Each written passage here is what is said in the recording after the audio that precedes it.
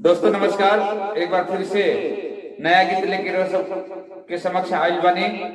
गाना अगर अच्छा लागल तो लाइक जरूर करी, कमेंट में बताई कैसन लागल हा। चैनल के हमरा सब्सक्राइब करी, बेल आइकन प्रेस करके ऑल पर क्लिक करी। जो भी नया गाना हम बनाई सबसे पहले रउआ भी पहुंची। आई एगो भक्त माई शेरो वाली से का कहता, या देवी सर्वभूतेषु, या देवी सर्वभूतेषु शक्तिरूपेण संस्थिता।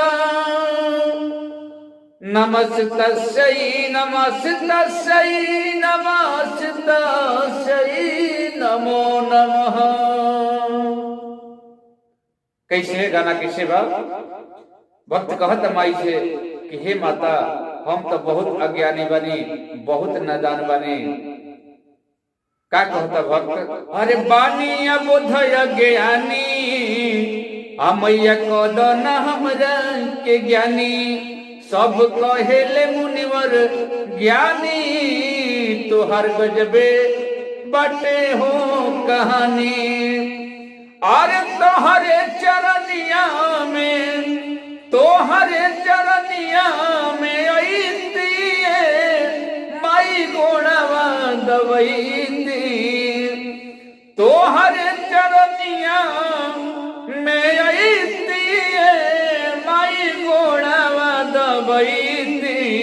सतोरे बहिनिया के बोलैती माई झुलुहा झुलैती। सतोरे बहिनिया के बोलैती माई झुलुहा झुलैती। कंठ सजा के बोले सिखा दो, समाज में आगे बढ़ाई दो। ज्ञान के ज्योति जला के है मैया, ज्ञान के पाठ पढ़ाई दो। कंठ सजा के बोले सिखा दो, समाज में आगे बढ़ाई दो। ज्ञान के ज्योति जला के है मैया, ज्ञान के पाठ पढ़ाई दो।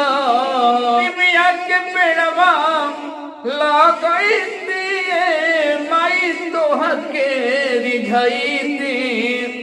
निमिया के पेड़वा लगैती माई तोहा के रिझैती। निमिया पर झुलुहा झुलैती माई तोहा के रिझैती। सतोरे बहिनिया के बोलैती माई झुलुहा झुलैती। आधिन के दर्शन देके ये मैया दे बेलू जिंदगी सजाई हो। कोढ़िन के काया देके ये माई करेलू तू तो भलाई हो। बाझिन के दर्शन देके ये माई दे बेलू गोदिया सजाई हो। कोढ़िन के काया देके ये माई करेलू तू तो भलाई हो। अरे मन मित से पचरा गवैती माई कलशा सजैती। सतोरे बहिनिया के बोलैती माई झुलुहा झुलैती। सतोरे बहिनिया के बोलैती माई झुलुहा झुलैती। बानिया बोधय ज्ञानी, माई कद न हमरा के ज्ञानी। सब कहेले मुनिवर ज्ञानी, राउर गजबे बनल बा कहानी। तोहरे चरनिया में अइती माई गोड़वा दवैती। सतोरे बहिनिया के बोलैती माई झुलुहा झुलैती। सतोरे बहिनिया के बोलैती माई झुलुहा झुलैती।